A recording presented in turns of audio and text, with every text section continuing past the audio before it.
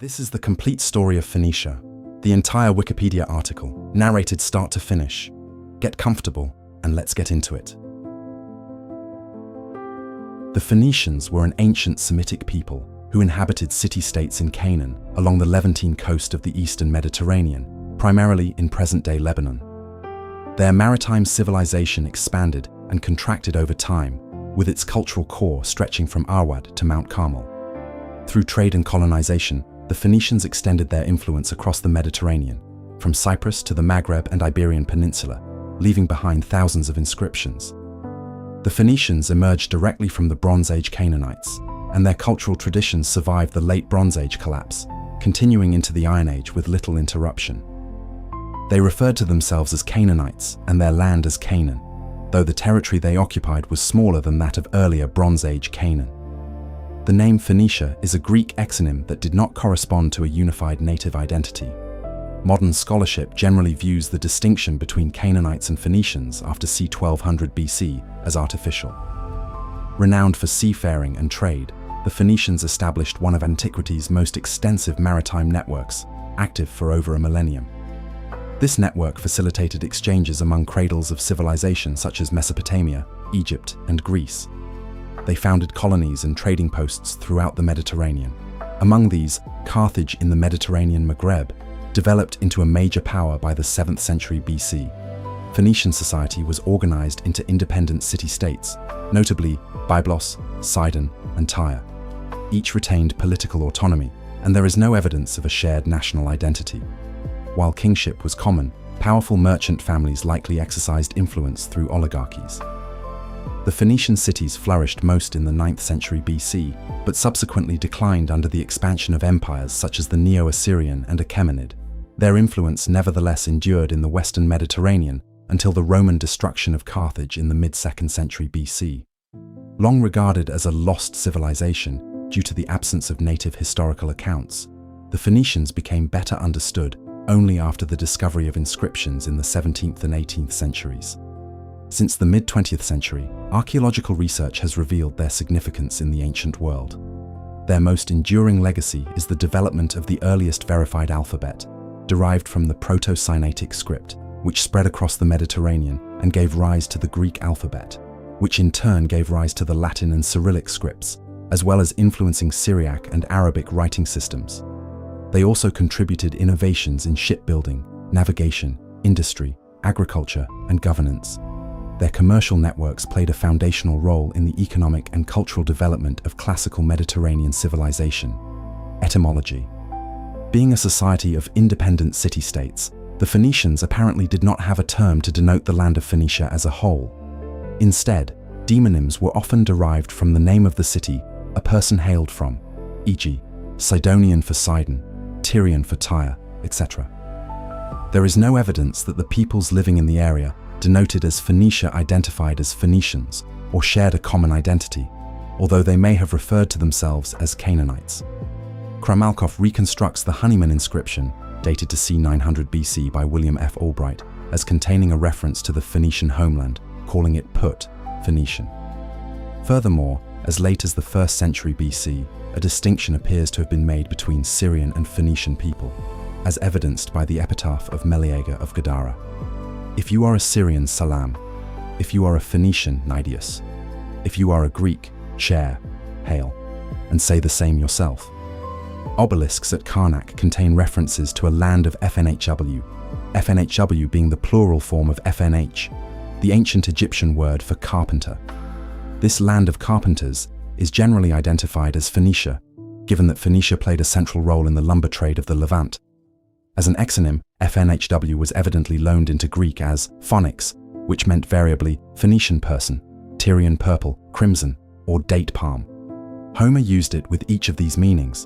The word is already attested in Linear B script of Mycenaean Greek from the 2nd millennium BC as poni kijo. In those records, it means crimson or palm tree and does not denote a group of people. The name Phoenicians, like Latin poen, Agima Poenicus, later Punicus, comes from Greek, Phoeniki.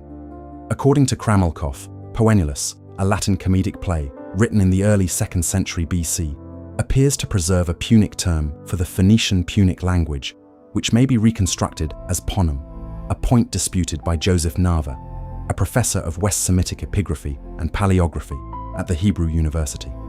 History. Since little has survived of Phoenician records or literature, most of what is known about their origins and history comes from the accounts of other civilizations and inferences from their material culture excavated throughout the Mediterranean. The scholarly consensus is that the Phoenicians' period of greatest prominence was 1200 BC to the end of the Persian period, 332 BC. It is debated among historians and archaeologists whether Phoenicians were actually distinct from the broader group of Semitic-speaking peoples known as Canaanites. Historian Robert Drews believes the term Canaanites corresponds to the ethnic group referred to as Phoenicians by the ancient Greeks. Archaeologist Jonathan N. Tubb argues that Ammonites, Moabites, Israelites, and Phoenicians undoubtedly achieved their own cultural identities, and yet ethnically they were all Canaanites, the same people who settled in farming villages in the region in the 8th millennium BC. Brian R. Doak states that scholars use Phoenicians as a shorthand for Canaanites living in a set of cities along the northern Levantine coast who shared a language and material culture in the Iron II period, and who also developed an organized system of colonies in the Western Mediterranean world. The Phoenician Early Bronze Age is largely unknown. The two most important sites are Byblos and Sidon Dakerman, near Sidon, although, as of 2021, well over 100 sites remain to be excavated, while others that have been are yet to be fully analysed. The Middle Bronze Age was a generally peaceful time of increasing population, trade, and prosperity, though there was competition for natural resources. In the Late Bronze Age, rivalry between Egypt, the Mitanni, the Hittites, and Assyria had a significant impact on Phoenician cities. Origins. The Canaanite culture that gave rise to the Phoenicians apparently developed in situ from the earlier Gasulian Chalcolithic culture. The Gasulian culture itself developed from the Circum-Arabian nomadic pastoral complex, which in turn developed from a fusion of their ancestral Natufian and Hariphian cultures with pre-pottery Neolithic B, PPNB farming cultures. These practiced the domestication of animals during the 8.2 kiloyear event, which led to the Neolithic Revolution in the Levant. The Late Bronze Age state of Ugarit is considered Canaanite, even though the Ugaritic language does not belong to the Canaanite languages proper, and some of the texts on clay tablets discovered there indicate that the inhabitants of Ugarit did not consider themselves Canaanites. The 5th century BC Greek historian Herodotus claimed that the Phoenicians had migrated from the Erythraean Sea around 2750 BC, and the 1st century AD geographer Strabo reports a claim that they came from Tylos and Arad, Bahrain, and Muharraq. Some archaeologists working on the Persian Gulf have accepted these traditions and suggest a migration connected with the collapse of the Dilmun civilization in 1750 BC. However, most scholars reject the idea of a migration.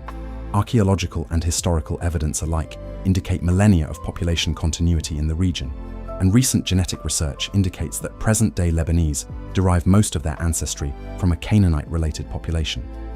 Emergence during the Late Bronze Age, 1479–1200 BC. The first known account of the Phoenicians relates the conquests of Pharaoh Thutmose III, 1479–1425 BC, including the subjugation of those the Egyptians called Feneku, carpenters. The Egyptians targeted the coastal cities, such as Byblos, Arwad, and Ulasa, for their crucial geographic and commercial links with the interior, via the Nahr al-Kabir and the Orontes rivers. The cities provided Egypt with access to Mesopotamian trade and abundant stocks of the region's native cedarwood, of which there was no equivalent in the Egyptian homeland. Thutmose IV himself visited Sidon, where the purchase of lumber from Lebanon was arranged. By the mid-14th century BC, the Phoenician city-states were considered favored cities by the Egyptians. Tyre, Sidon, Beirut, and Byblos were regarded as the most important. The Phoenicians had considerable autonomy, and their cities were reasonably well developed and prosperous. Byblos was the leading city.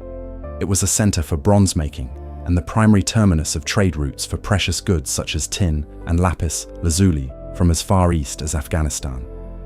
Sidon and Tyre also commanded the interest of Egyptian governmental officials, beginning a pattern of commercial rivalry that would span the next millennium. The Amarna letters report that from 1350 to 1300 BC, neighboring Amorites and Hittites were capturing Phoenician cities especially in the north. Egypt subsequently lost its coastal holdings from Ugarit in northern Syria to Byblos near central Lebanon. Ascendance and high point, 1200–800 BC. Sometime between 1200 and 1150 BC, the Late Bronze Age collapse severely weakened or destroyed most civilizations in the region, including those of the Egyptians and the Hittites. The Phoenicians were able to survive and navigate the challenges of the crisis, and by 1230, BC city-states such as Tyre, Sidon, and Byblos maintained political independence, asserted their maritime interests, and enjoyed economic prosperity. The period sometimes described as a Phoenician Renaissance had begun, and by the end of the 11th century BC, an alliance formed between Tyre and Israel had created a new geopolitical status quo in the Levant. Commercial maritime activity now involved not just mercantilism, but colonization as well, and Phoenician expansion into the Mediterranean was well underway. The Phoenician city-states during this time were Tyre, Sidon, Byblos, Aradus, Beirut, and Tripoli. They filled the power vacuum caused by the Late Bronze Age collapse and created a vast mercantile network. The recovery of the Mediterranean economy can be credited to Phoenician mariners and merchants, who re-established long-distance trade between Egypt and Mesopotamia in the 10th century BC. Early in the Iron Age, the Phoenicians established ports, warehouses, markets, and settlements all across the Mediterranean and up to the southern Black Sea. Colonies were established on Cyprus, Sardinia, the Balearic Islands, Sicily, and Malta, as well as the coasts of North Africa and the Iberian Peninsula. Phoenician hacksilver dated to this period bears lead isotope ratios matching ores in Sardinia and Spain, indicating the extent of Phoenician trade networks. By the 10th century BC, Tyre rose to become the richest and most powerful Phoenician city-state, particularly during the reign of Hiram III, Narrated, 969–936 BC. The expertise of Phoenician artisans sent by Hiram I of Tyre in significant construction projects during the reign of Solomon, the king of Israel, is alluded to in the Hebrew Bible, although the reliability of this biblical history is disputed by some scientific researchers in modern times. During the rule of the priest Ithobal, 887–856 BC, Tyre expanded its territory as far north as Beirut and into part of Cyprus. This unusual act of aggression was the closest the Phoenicians ever came to forming a unitary territorial state. Once his realm reached its largest territorial extent, Ithobal declared himself King of the Sidonians, a title that would be used by his successors and mentioned in both Greek and Jewish accounts. The Late Iron Age saw the height of Phoenician shipping, mercantile, and cultural activity, particularly between 750 and 650 BC. The Phoenician influence was visible in the Orientalization of Greek cultural and artistic conventions. Among their most popular goods were fine textiles, typically dyed with Tyrian purple. Homer's Iliad, which was composed during this period, references the quality of Phoenician clothing and metal goods. Foundation of Carthage. Carthage was founded by Phoenicians coming from Tyre, probably to provide an anchorage and supplies to the Tyrian merchants in their voyages. The city's name in Punic, Kart Hadasht, means new city. There is a tradition in some ancient sources, such as Philistos of Syracuse, for an early foundation date of around 1215 BC, before the fall of Troy in 1180 BC. However, Timaeus, a Greek historian from Sicily c. 300 BC, places the foundation of Carthage in 814 BC, which is the date generally accepted by modern historians. Legend, including Virgil's Aeneid, assigns the founding of the city to Queen Dido. Carthage would grow into a multi-ethnic empire spanning North Africa, Sardinia, Sicily, Malta, the Balearic Islands, and southern Iberia, but would ultimately be destroyed by Rome in the Punic Wars, 264–146 BC. It was eventually rebuilt as a Roman city by Julius Caesar in the period from 49 to 44 BC, with the official name Colonia Julia Concordia Carthago. Vassalage under the Assyrians and Babylonians, 858–538 BC. As mercantile city-states concentrated along a narrow coastal strip of land, the Phoenicians lacked the size and population to support a large military. Thus, as neighboring empires began to rise, the Phoenicians increasingly fell under the sway of foreign rulers, who to varying degrees circumscribed their autonomy. The Assyrian domination of Phoenicia began with King Shalmaneser III. He rose to power in 858 BC and began a series of campaigns against neighboring states. Although he did not invade Phoenicia and maintained good relations with the Phoenician cities, he demanded tribute from the kings of the seacoast, a group which probably included the Phoenician city-states. According to Obey, Tyre, Sidon, Arwad, and Byblos paid tribute in bronze and bronze vessels, tin, silver, gold, ebony, and ivory. Initially, they were not annexed outright. They were allowed a certain degree of freedom. This changed in 744 BC with the ascension of Tiglath-Pileser III. By 738 BC, most of the Levant, including northern Phoenicia, was annexed. Only Tyre and Byblos, the most powerful city-states, remained tributary states outside of direct Assyrian control. Tyre, Byblos, and Sidon all rebelled against Assyrian rule. In 721 BC, Sargon II besieged Tyre and crushed the rebellion. His successor Sennacherib suppressed further rebellions across the region. During the 7th century BC, Sidon rebelled and was destroyed by Esarhaddon, who enslaved its inhabitants and built a new city on its ruins. Esarhaddon's mass purges of Assyrian state officials by execution greatly weakened the functioning of the Assyrian administrative state, and by the end of the 7th century BC, the Assyrian Empire had been weakened by successive revolts. It experienced a swift and violent fall, destroyed by a Babylonian uprising and an invasion by the Medes. The Babylonians, formerly vassals of the Assyrians, took advantage of the empire's collapse and rebelled, quickly establishing the Neo-Babylonian Empire in its place. Phoenician cities revolted several times throughout the reigns of the first Babylonian kings, Nabopolassar, 626 to 605 BC, and his son Nebuchadnezzar II, c. 605, c. 562 BC. Nebuchadnezzar besieged Tyre, his siege commonly having been thought to have lasted 13 years, although the city was not destroyed and suffered little damage. The consensus opinion in contemporary Phoenician historiography is that the 13-year siege began soon after the conquest of Jerusalem in 587 BC and lasted from 585 BC through 573 BC. Among the writings of ancient historians, this detail about the length of Nebuchadnezzar's supposed 13-year siege of Tyre in the early 6th century BC can be found only in Josephus's 1st century writings, recorded almost 700 years after the date of the purported event. Helen Dixon proposes that the putative 13-year siege was more likely several small-scale interventions in the region, or a limited blockade between the landside city and its port.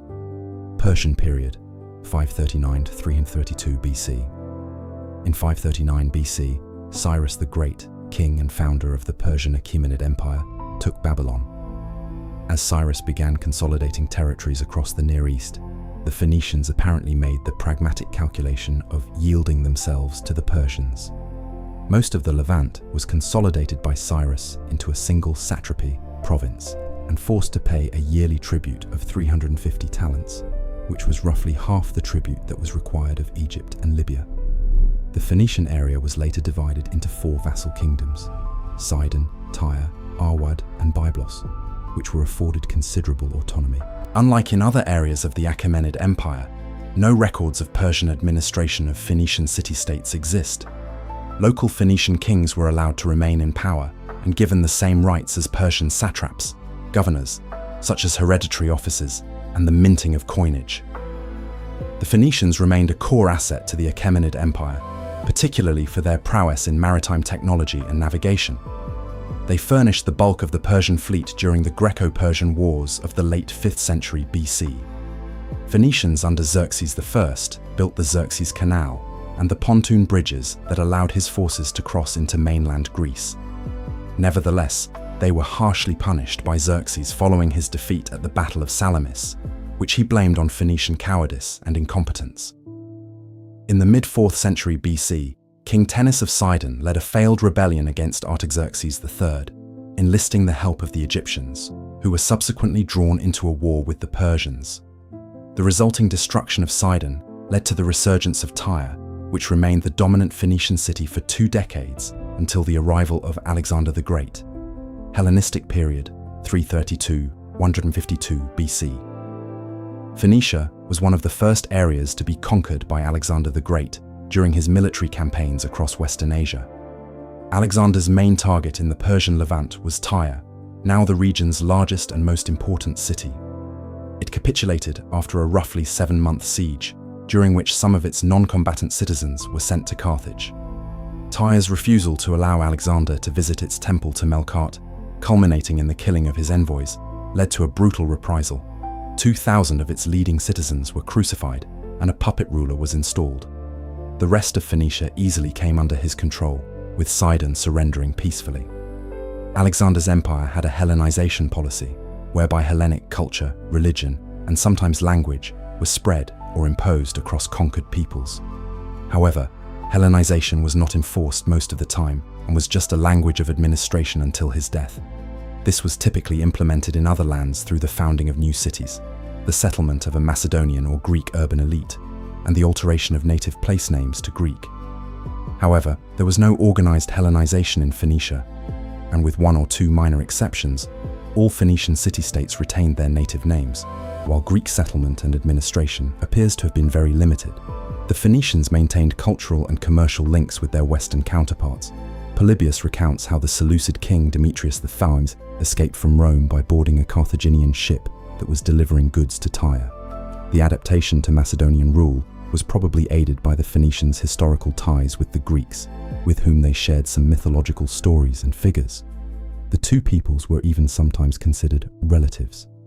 When Alexander's empire collapsed after his death in 323 BC, the Phoenicians came under the control of the largest of its successors, the Seleucids. The Phoenician homeland was repeatedly contested by the Ptolemaic Kingdom of Egypt during the 40-year Syrian Wars, coming under Ptolemaic rule in the 3rd century BC. The Seleucids reclaimed the area the following century, holding it until the mid-1st-2nd century BC. Under their rule, the Phoenicians were allowed a considerable degree of autonomy and self-governance. During the Seleucid dynastic wars, 157 to 63 BC, the Phoenician cities were mainly self-governed. Many of them were fought for or over by the warring factions of the Seleucid royal family. Some Phoenician regions were under Jewish influence after the Jews revolted and succeeded in defeating the Seleucids in 164 BC. A significant portion of the Phoenician diaspora in North Africa thus converted to Judaism in the late millennium BC. The Seleucid kingdom was seized by Tigranes the Great of Armenia in 74-73 BC, ending the Hellenistic influence on the Levant. Demographics. The people now known as Phoenicians were a group of ancient Semitic-speaking peoples that emerged in the Levant in at least the 3rd millennium BC. Phoenicians did not refer themselves as Phoenicians in their own language. The origin of that name is the Greek word phoenix. According to the historian and archaeologist Josephine Quinn, in spite of the often made assertion that the Phoenicians referred to themselves as Canaanites, there is very little evidence that they used this collective self-designation. She says that the limited available evidence indicates, rather, that Phoenician speakers identified themselves, at least in their surviving inscriptions, in terms of their native cities and of their families. Genetic studies. A 2008 study led by Pierre Zalloua found that 6 subclades of haplogroup JM172, J2, thought to have originated between the Caucasus Mountains, Mesopotamia, and the Levant, were of a Phoenician signature and present amongst the male populations of coastal Lebanon, as well as the wider Levant, the Phoenician periphery, followed by other areas of historic Phoenician settlement, spanning from Cyprus to Morocco. This deliberate sequential sampling was an attempt to develop a methodology to link the documented historical expansion of a population with a particular geographic genetic pattern or patterns. The researchers suggested that the proposed genetic signature stemmed from a common source of related lineages rooted in Lebanon. Another study in 2006 found evidence for the genetic persistence of Phoenicians in the Spanish island of Ibiza. In 2016, the rare U5B2C1 maternal haplogroup was identified in the DNA of a 2,500-year-old male skeleton excavated from a Punic tomb in Tunisia. The lineage of this young man of Bursa is believed to represent early gene flow from Iberia to the Maghreb. According to a 2017 study published by the American Journal of Human Genetics, present-day Lebanese derive most of their ancestry from a Canaanite-related population, which therefore implies substantial genetic continuity in the Levant since at least the Bronze Age. More specifically, the research of geneticist Chris Tyler Smith and his team at the Sanger Institute in Britain, who compared sampled ancient DNA from 5 Canaanite people who lived 3,650 and 3,650 years ago, to modern people, revealed that 93% of the genetic ancestry of people in Lebanon came from the Canaanites. The other 7% was of a Eurasian steppe population. One 2018 study of mitochondrial lineages in Sardinia concluded that the Phoenicians were inclusive, multicultural, and featured significant female mobility, with evidence of indigenous Sardinians integrating peacefully and permanently with Semitic Phoenician settlers. The study also found evidence suggesting that South Europeans may have likewise settled in the area of modern Lebanon. In a 2020 study published in the American Journal of Human Genetics, researchers have shown that there is substantial genetic continuity in Lebanon since the Bronze Age, interrupted by 3 significant admixture events during the Iron Age, Hellenistic, and Ottoman period. In particular, the Phoenicians can be modeled as a mixture of the local Bronze Age population, 63–88%, and a population coming from the north, related to ancient Anatolians or ancient southeastern Europeans, 12–37%. The results show that a steppe-like ancestry, typically found in Europeans, appears in the region starting from the Iron Age. A 2022 analysis of maternal haplogroups from ancient samples from Punic sites of Motia and Lilibeo in Sicily indicates that the Sicilian Phoenicians shared genetic similarities with Bronze Age samples from the Iberian Peninsula, Sardinia, and Italy, and are not particularly close to other Phoenicians from Sardinia and the Iberian Islands. The Phoenicians in Motia shared lesser genetic similarities with samples from Bronze Age Levant. A genetic study published in Nature Communications in April 2025 examined the remains of 196 individuals from 14 sites traditionally identified as Phoenician and Punic in the central and western Mediterranean.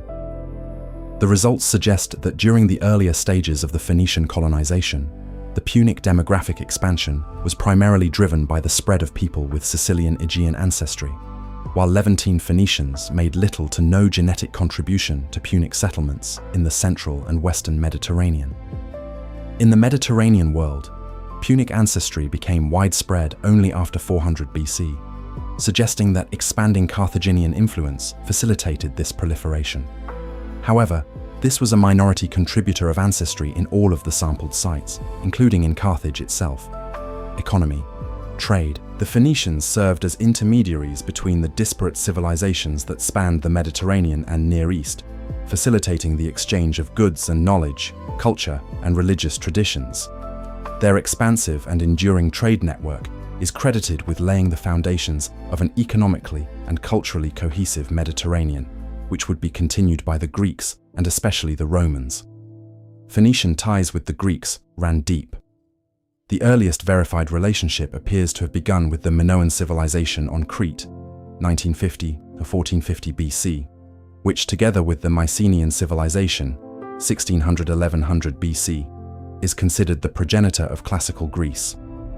Starting in the 8th century BC, the Phoenicians sold logs of cedar for significant sums and wine to Egypt. The wine trade with Egypt is vividly documented by shipwrecks discovered in 1997 in the open sea, 50 kilometers, 30 miles west of Ascalon. Pottery kilns at Tyre and Sarepta produced the large terracotta jars used for transporting wine. From Egypt, the Phoenicians bought Nubian gold. From elsewhere, they obtained other materials, perhaps the most crucial being silver, mostly from Sardinia and the Iberian Peninsula. Tin for making bronze may have been acquired from Galicia by way of the Atlantic coast of southern Spain. Alternatively, it may have come from northern Europe, Cornwall, or Brittany, via the Rhone Valley and coastal Massalia. Strabo states that there was a highly lucrative Phoenician trade with Britain for tin via the Cassiterides, whose location is unknown, but may have been off the northwest coast of the Iberian Peninsula. Industry. Phoenicia lacked considerable natural resources other than its cedar wood. Timber was probably the earliest and most lucrative source of wealth. Neither Egypt nor Mesopotamia had adequate wood sources. Unable to rely solely on this limited resource, the Phoenicians developed an industrial base, manufacturing a variety of goods for both everyday and luxury use. The Phoenicians developed or mastered techniques such as glassmaking, engraved and chased metalwork, including bronze, iron, and gold, ivory carving, and woodwork. The Phoenicians were early pioneers in mass production and sold a variety of items in bulk. They set up trade networks to market their glassware and became its leading source in antiquity, shipping flasks, beads, and other glass objects across the Mediterranean in their vessels. Excavations of colonies in Spain suggest they also used the potter's wheel. Their exposure to a wide variety of cultures allowed them to manufacture goods for specific markets. The Iliad suggests Phoenician clothing and metal goods were highly prized by the Greeks. Specialized goods were designed specifically for wealthier clientele, including ivory reliefs and plaques, carved clamshells, sculpted amber, and finely detailed and painted ostrich eggs. Tyrian purple.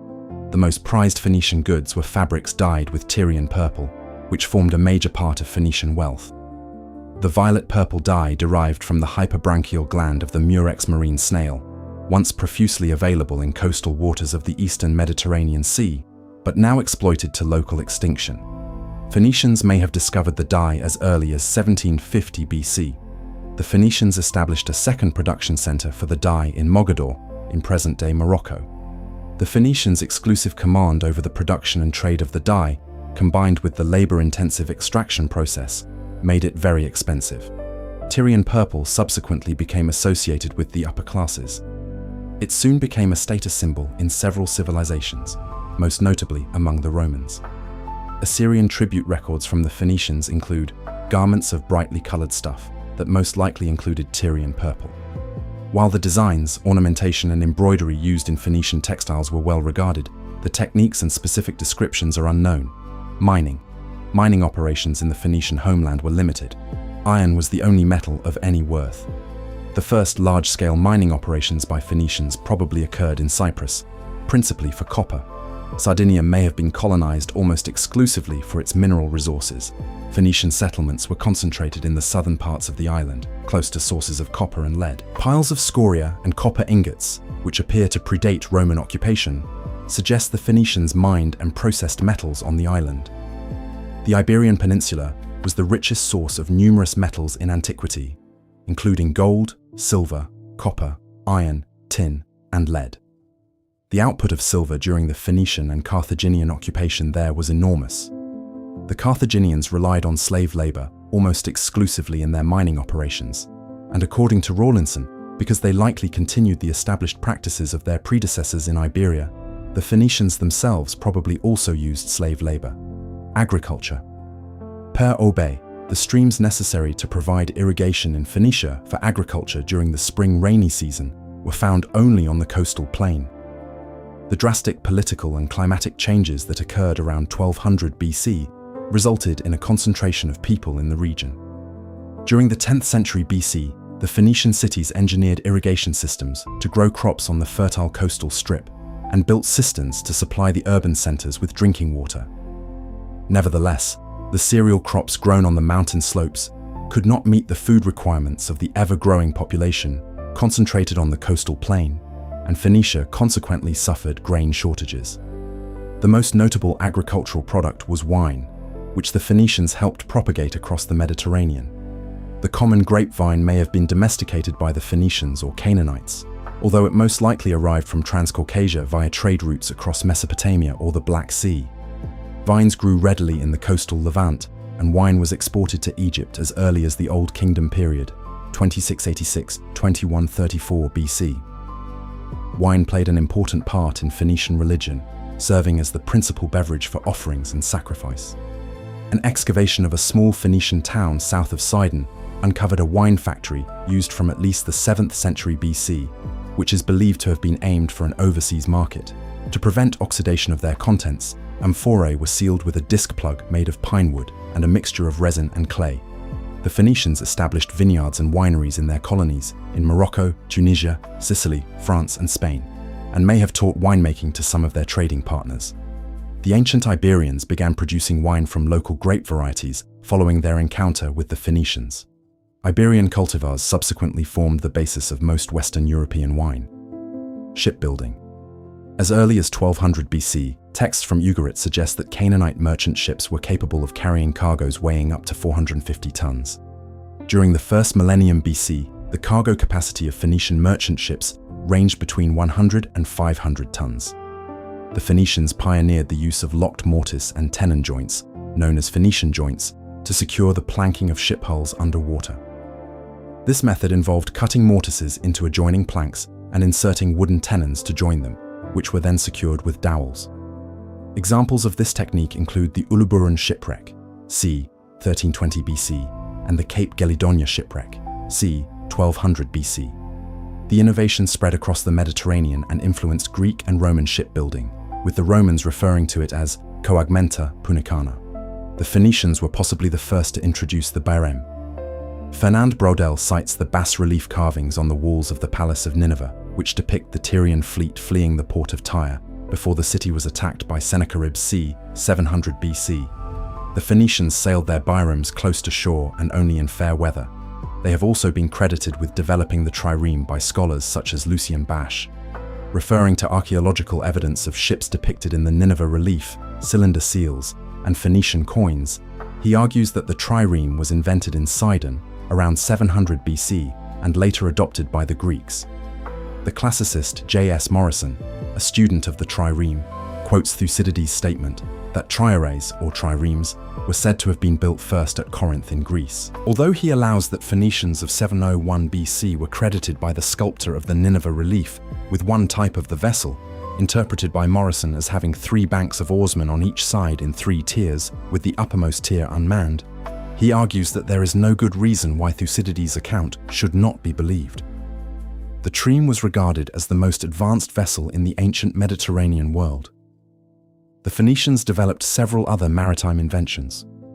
The amphora, a type of container used for both dry and liquid goods, was an ancient Phoenician invention that became a standardized measurement of volume for close to 2,000 years. The remnants of self-cleaning artificial harbors, kothons, have been discovered in Sidon, Tyre, Atlit, and Acre. The first example of admiralty law also appears in the Levant. The Phoenicians continued to contribute to cartography into the Iron Age. In 2014, a 12 meters, 39 feet long Phoenician trading ship was found near Gozo Island in Malta. Dated 700 BC, it is one of the oldest wrecks found in the Mediterranean. 50 amphorae, used to contain wine and oil, were scattered nearby. Important cities and colonies. The Phoenicians were not a nation in the political sense. However, they were organized into independent city-states that shared a common language and culture. The leading city-states were Tyre, Sidon, and Byblos. Rivalries were expected, but armed conflict was rare. Numerous other cities existed in the Levant alone, many probably unknown, including Beiruta, modern Beirut, Ampi, Amia, Arca, Baalbek, Botris, Sarepta, and Tripolis. From the late 10th century BC, the Phoenicians established commercial outposts throughout the Mediterranean, with Tyre founding colonies in Cyprus, Sardinia, Iberia, the Balearic Islands, Sicily, Malta, Morocco, and Tunisia. Later colonies were established beyond the Straits of Gibraltar, particularly on the Atlantic coast of Iberia. The Phoenicians may have explored the Canary Islands and the British Isles. Phoenician settlements were primarily concentrated in Cyprus, Sicily, Sardinia, Malta, the northwest Maghreb, the Balearic Islands, and southeastern Iberia. Phoenician colonization. To facilitate their commercial ventures, the Phoenicians established numerous colonies and trading posts along the coasts of the Mediterranean. Phoenician city-states generally lacked the numbers or even the desire to expand their territories. Few settlements had more than 1,000 inhabitants. Only Carthage, Tangier, and nearby settlements in the western Mediterranean of the Maghreb and Iberia would grow larger. A major motivating factor was competition with the Greeks, who began expanding throughout the Mediterranean basin during the same period. Though largely peaceful rivals, their respective settlements in Crete and Sicily did clash intermittently.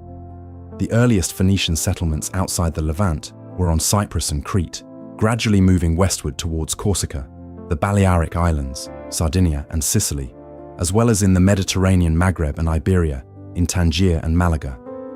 The first Phoenician colonies in the western Mediterranean were along the Mediterranean coast of the Maghreb and on Sicily, Sardinia, and the Balearic Islands. Tyre led the way in settling or controlling coastal areas. Phoenician colonies were fairly autonomous. At most, they were expected to send annual tribute to their mother city, usually in the context of a religious offering. However, in the 7th century BC, the western colonies came under the control of Carthage, which was exercised directly through appointed magistrates. Carthage continued to send annual tribute to Tyre for some time after its independence. Society and culture.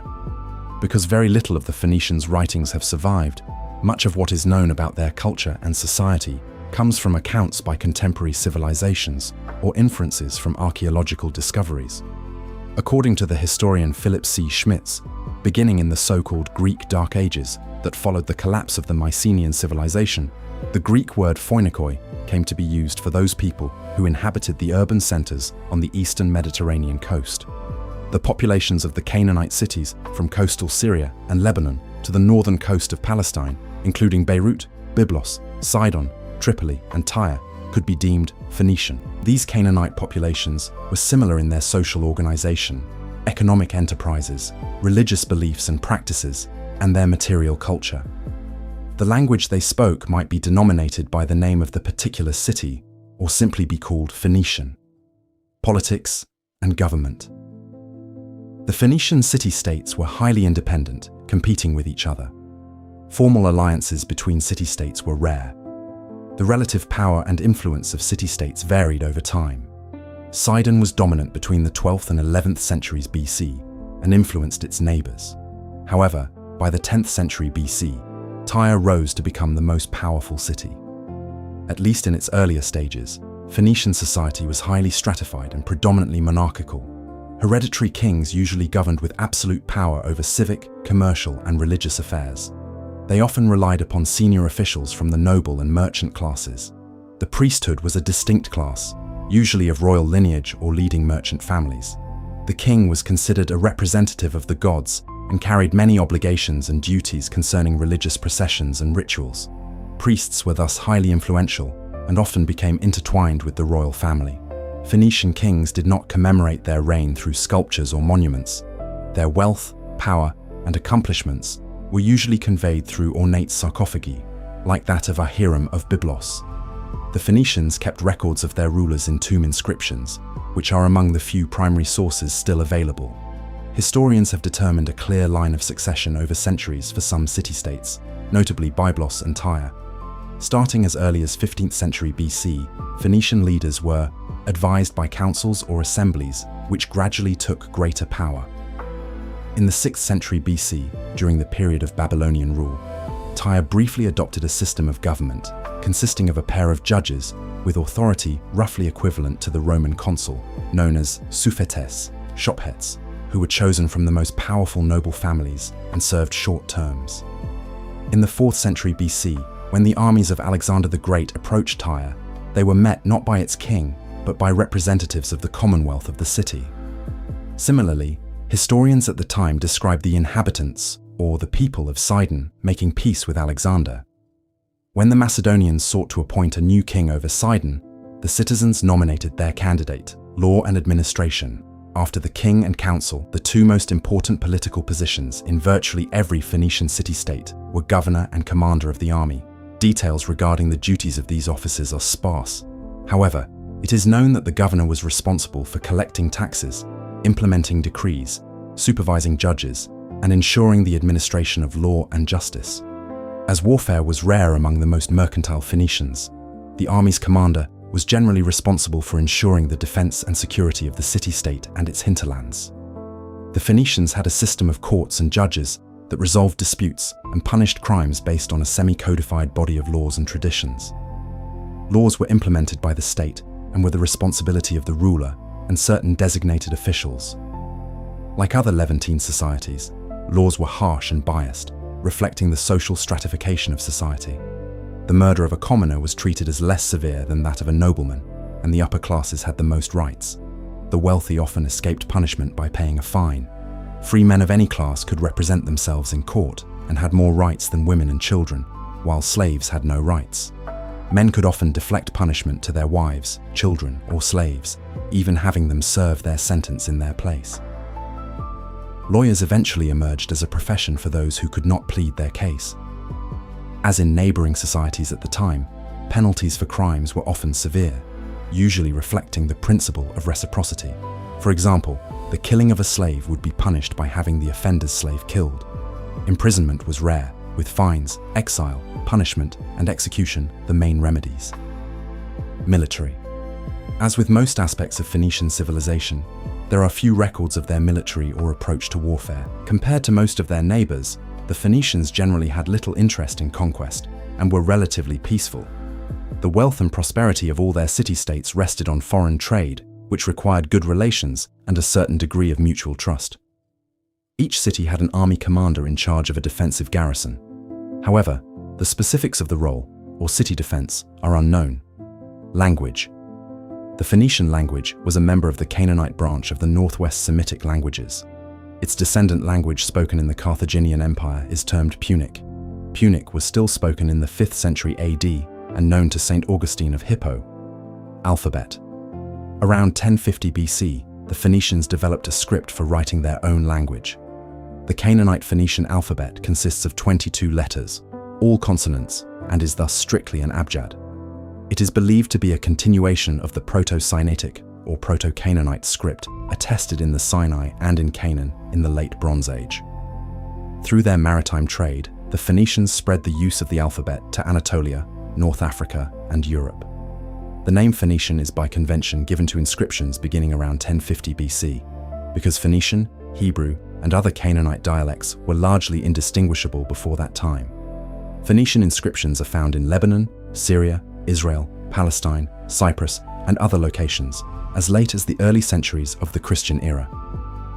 The alphabet was adopted and modified by the Greeks probably in the 8th century BC. This most likely did not occur in a single instance, but via the drawn-out process of long-term commercial exchange. According to Alessandro Pieratini, the Apollo sanctuary at Eretria is considered one of the places where the Greeks might have first adopted the Phoenician alphabet. The legendary Phoenician hero Cadmus is credited with bringing the alphabet to Greece, but it is more plausible that Phoenician immigrants brought it to Crete, whence it gradually diffused northwards. Art. Phoenician art was largely centered on ornamental objects, particularly jewelry, pottery, glassware, and reliefs. Large sculptures were rare, figurines were more common. Phoenician goods have been found from Spain and Morocco to Russia and Iraq. Much of what is known about Phoenician art is based on excavations outside Phoenicia proper. Phoenician art was highly influenced by many cultures, primarily Egypt, Greece, and Assyria. Greek inspiration was particularly pronounced in pottery, while Egyptian themes were most reflected in bronze and ivory work. Phoenician art also differed from its contemporaries in its continuance of Bronze Age conventions well into the Iron Age, such as terracotta masks. Phoenician artisans were known for their skill with wood, ivory, bronze, and textiles.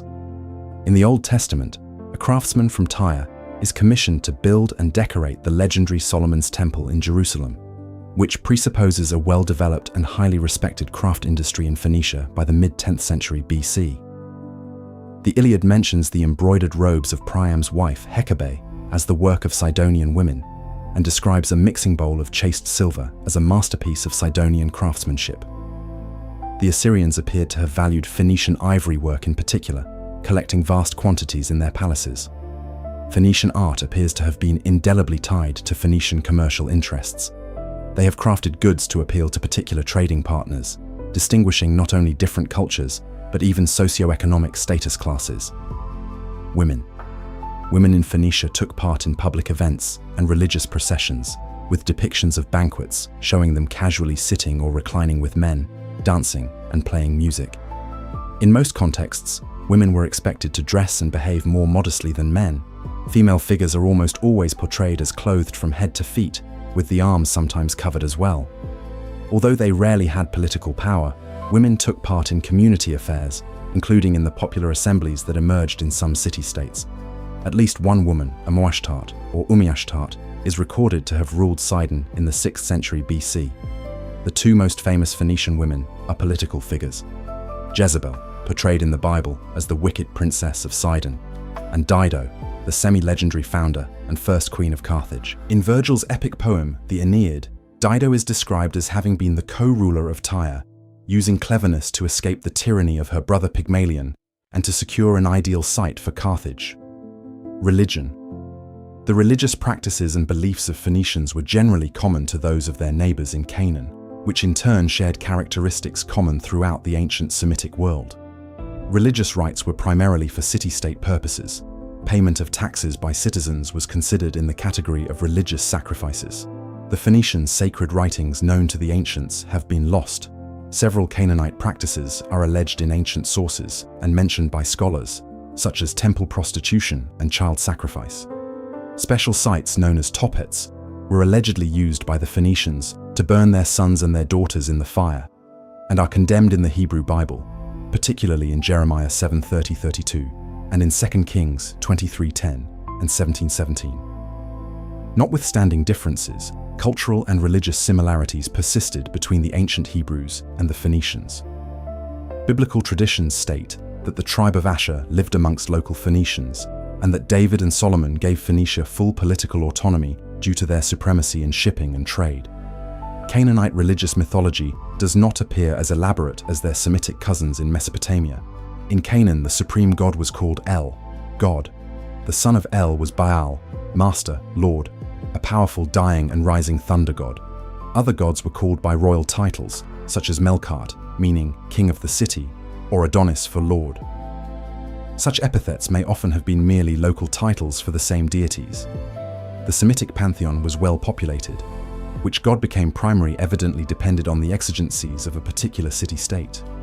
Melkart was prominent throughout Phoenicia and overseas, as was Astarte, a fertility goddess with regal and matronly aspects.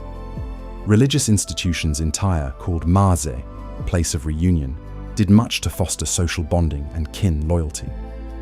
Marse held banquets for their membership on festival days, and many developed into elite fraternities. Each Marse nurtured congeniality and community through a series of ritual meals shared among trusted kin in honor of deified ancestors.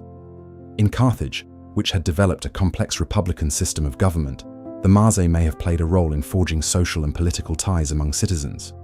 Carthaginians were divided into different institutions that were solidified through communal feasts and banquets. Such festival groups may also have composed the voting cohort for selecting members of the city-state's assembly. The Phoenicians made votive offerings to their gods, namely in the form of figurines and pottery vessels. Figurines and votive fragments have been found in ceremonial favicii, underground storage spaces for sacred objects, in the temple's grounds of the Temple of the Obelisks in Byblos, the Phoenician sanctuary of Carayeb in the hinterland of Tyre, and the Temple of Eshmun north of Sidon, among others. Votive gifts were also recovered all over the Mediterranean, often spanning centuries between them, suggesting they were cast into the sea to ensure safe travels. Since the Phoenicians were predominantly a seafaring people, some sources have speculated that many of their rituals were performed at sea or aboard ships. However, the specific nature of these practices is unknown. On land, they were renowned temple builders, perhaps inspiring elements of the architecture of the first temple, the Temple of Solomon. According to William G. Deaver, an archaeologist and scholar of the Old Testament, described features of the Solomonic temple, such as its longitudinal tripartite plan, fine furnishings, and elaborate decorative motifs, were clearly inspired by Phoenician examples. That's the complete article. If you made it this far, you'll love the rest of the channel. Subscribe for a new Wikipedia deep dive every single day. The next video is on screen now, and if there's a topic you want narrated, drop it in the comments. Thanks for watching.